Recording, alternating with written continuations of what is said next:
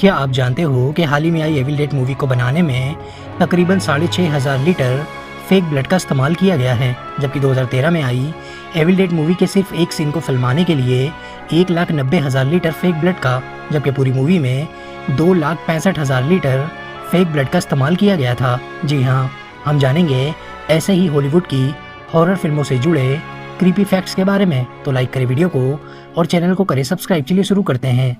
Fact number 10।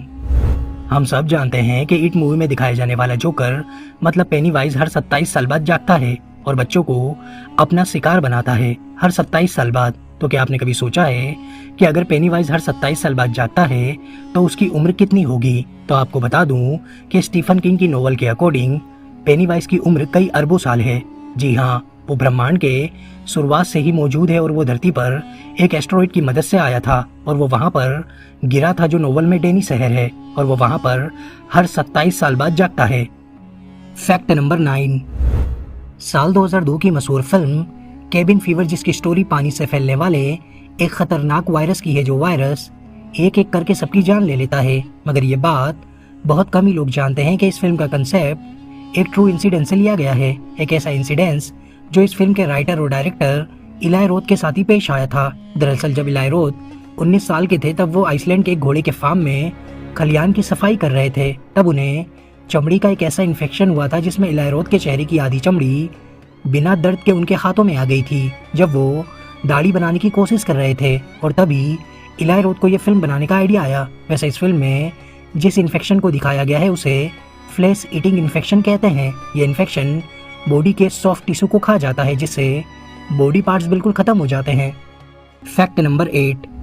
80s की सबसे मशहूर फिल्म पोल्टरगाइस्ट को दुनिया की सबसे श्रापित फिल्मों में से एक माना जाता है, क्योंकि इस फिल्म के एक सीन को फिल्माने के लिए कई असली मानव कंकाल का इस्तेमाल किया गया था।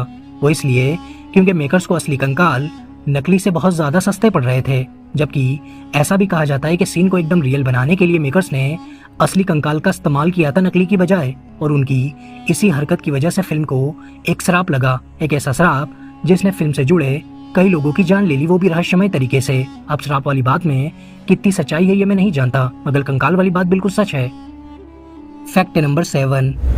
आपने स्क्रीम मूवी के इस मास्क को जरूर देखा होगा, पर क्या आप इस मास्क के पीछे की कहानी को जानते हैं? जी हाँ, इस मास्क को 1893 की मशहूर पेंटिंग द स्क्रीम, 1922 की film pink Floyd the wall और 1930 के मशहूर कार्टून बेटी बूप में दिखाए जाने वाले भूतिया पात्रों से रेफरेंस लेकर बनाया गया है। इस मास्क को गौर से देखने पर यह पता चलता है कि ये मास्क कई सारे इमोशन दिखाता है। ये सैड भी है और हॉरिबल भी। यही वजह है कि ये मास्क बहुत ही डरावना दिखाई देता है। Fact number 6। The Blair which project. इस फिल्म का नाम आपने शायद ही कभी सुना हो, मगर ये एक ऐसी फिल्म है जिसे Guinness book of world record में शामिल किया गया है, क्योंकि इस फिल्म ने अपने बजट से हजारों गुना ज्यादा प्रॉफिट जनरेट किया था।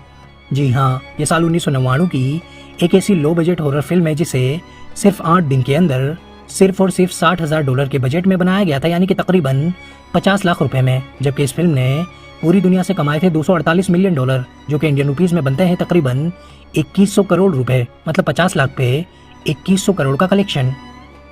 Fact number 5।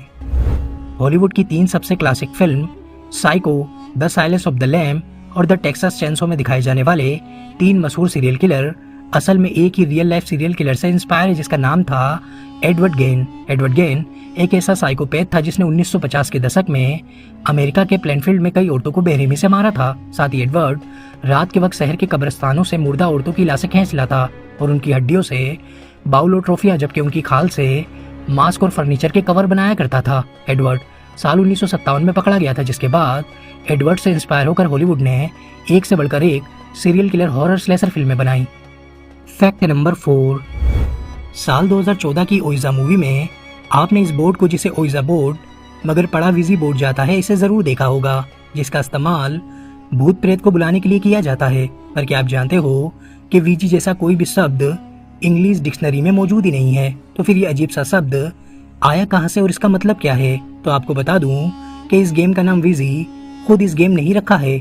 जी हाँ, जब इस बोर्ड से पूछा गया कि तुम्हारा नाम क्या रखा जाए, तो वहाँ पर मौजूद एक आत्मा ने वीजी बोर्ड के पॉइंटर को मूव करके ये नाम बताया था। साथ ही उसने ये भी बताया कि इसका मतलब होता है गुड लक। अब इस बात में कितनी सच्चाई है ये बता पाना थोड़ा मुश्किल है।